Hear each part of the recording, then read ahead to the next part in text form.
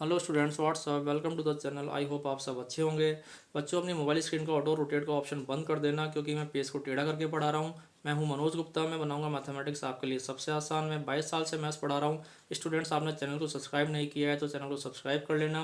Video को अपनी class के ग्रुप और अपने फ्रेंड्स में शेयर कर देना। इस वीडियो में हम पढ़ेंगे कोऑर्डिनेट ज्योमेट्री का एक इंपॉर्टेंट कंसेप्ट। ये कंसेप्ट आपकी बुक में तो नहीं है, लेकिन इस कंसेप्ट पर एग्जाम में क्वेश्चन पूछे जाते हैं। आपके टीचर भी इस कंसेप्ट पर क्वेश्चन पूछते हैं। देखो, ये ए बी लाइन सेगमेंट है। ये ए लिखा है, ये बी लिखा है। लाइन सेगमेंट ए बी है। इसे ये वाली लाइन इंटरसेक्ट कर रही है यहाँ पी पर। ये पॉइंट पी है। ये लाइन है, इस लाइन को नेम कर दिया हमने एल। तो ये जो लाइन एल है, ए बी को बीच में से काट रही है ना, यहाँ ए बी के बीच में से काट रही है। ये वाली line line L A B के बीच में से काट रही है यहाँ पॉइंट पी पर। तो इसको हम बोलते हैं इंटरनल डिवीजन। हम ये भी कह सकते हैं कि लाइन एल या पॉइंट पी, कुछ भी कहें, लाइन एल या पॉइंट पी ए बी को बीच में से डिवाइड कर रहा है, इंटरनली डिवाइड कर रहा है। Point P is dividing internally A B in the ratio 2:3, या line L is dividing A B internally in the ratio 2:3। Internally क्यों? क्योंकि ये पॉइंट पी ए बी के बीच में है, या लाइन ए बी भी लाइन एल या लाइन एल जो है वो ए बी को बीच में से काट रही है, इसलिए इंटरनल डिवीजन। ठीक है, ये तो आपने किया ही है। ये 2:3 हमने अपने मन से सपोज कर लिया। 2:3 अपने मन से सपोज किया है। अब है एक्सटर्नल डिवीजन। एक्सटर्नल डिवीजन क्या होता है, आप देखो। ये ए बी सेगमेंट है, लाइन सेगमेंट है ए बी। ये जो लाइन एल है, लाइन एल क्या है, ए बी के बाहर से पास हो रही है। तो लाइन एल से ए बी को इंटरसेक्ट कराने के लिए हमें क्या करना पड़ा, हमें ए बी को इस डायरेक्शन में प्रोड्यूस करना पड़ा। हमने ए बी को इस डायरेक्शन में प्रोड्यूस किया या बढ़ाया। ए बी को हमने इस डायरेक्शन में बढ़ाया या प्रोड्यूस किया, और प्रोड्यूस करने पर यहाँ पॉइंट पी पर जो ए बी है लाइन एल को इंटरसेक्ट कर रही है। तो ये जो पॉइंट पी है ए बी के बाहर है, या लाइन एल ए बी को बाहर से इंटरसेक्ट कर रही है, इसलिए हम इसको क्या बोलते हैं, एक्सटर्नल डिवीजन। लाइन एल या पॉइंट पी, कुछ भी कहें, लाइन एल और point P is dividing A B externally in the ratio 2:3। अब 2:3 कैसे आया वो चेक कर लेते हैं। देखो, ए से पी तक का जो डिस्टेंस है वो 2 है, या रेशो 2 है, कुछ भी कह लो। और बी से पी तक का जो डिस्टेंस है या रेशो है वो है 3।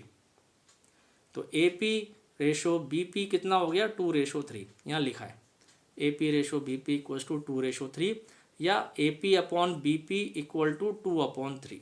एक ही बात है, दोनों सेम है।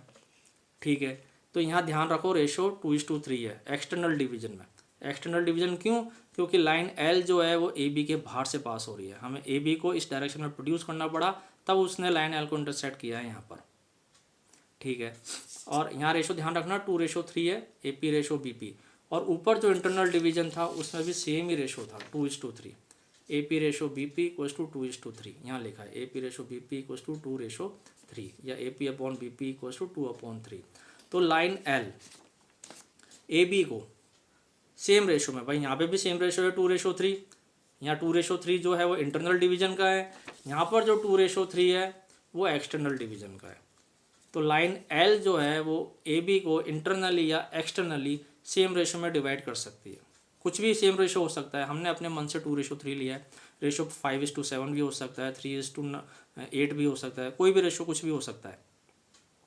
हमने सपोज कर लिया 2:3। तो लाइन एल ए बी को इंटरनली या एक्सटर्नली सेम रेशो में डिवाइड करती है, कर सकती है। ठीक है, अब प्रॉब्लम कहाँ आती है? प्रॉब्लम आती है कि हमें जब रेशो फाइंड करने वाले क्वेश्चन आते हैं कि भाई रेशो फाइंड करो कि लाइन एल जो है, लाइन एल ए बी को किस रेशो में डिवाइड कर रही है, रेशो फाइंड करो। यहाँ तो अपन टू मन से सपोज कर लिया, 2:3 हमने अपने मन से सपोज किया। लेकिन जब हमें रेशो फाइंड करने को आता है तो हम क्या करते हैं, हम के की वैल्यू फाइंड करते हैं। के की वैल्यू फाइंड करते हैं या m1/m2 फाइंड करते हैं, दोनों में से एक मेथड अप्लाई करते हैं।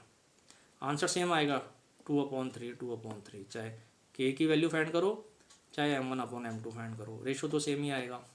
ठीक है, जब इंटरनल डिवीजन होता है, ये इंटरनल डिवीजन है, जब इंटरनल डिवीजन होता है तो रेशो हमारा आता है पॉजिटिव, के की वैल्यू पॉजिटिव आती है। ये हमने, ये बहुत सारे क्वेश्चन हैं हमारी बुक में, ये हमने किए हैं।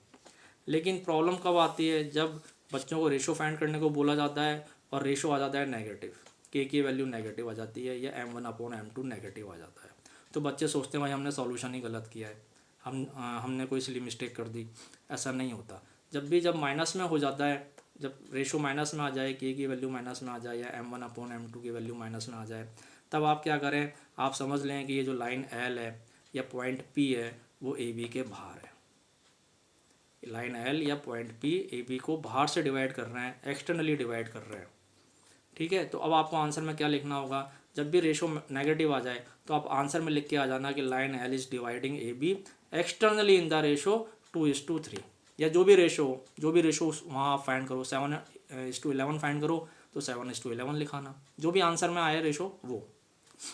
ठीक है, ये point P is dividing A B externally in the ratio, जो भी रेशो हो, यहाँ 2:3 है तो 2:3।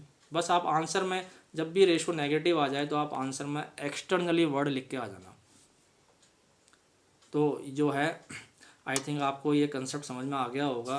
इंटरनल डिवीजन क्या होता है, इंटरनल डिवीजन में लाइन एल ए बी को बीच में इंटरसेक्ट करती है, ए बी के बीच में इंटरसेक्ट करती है। एक्सटर्नल डिवीजन में लाइन एल ए बी के बाहर से पास होती है, ए बी को प्रोड्यूस करने पे बाहर से इंटरसेक्ट करती है। तो ये कंसेप्ट आपको समझ में आ गया होगा। कोई डाउट हो तो कमेंट सेक्शन में बताना, आपका डाउट सॉल्व कर दूंगा। वीडियो को लाइक करना मत भूलना। See you soon in next video. Good luck.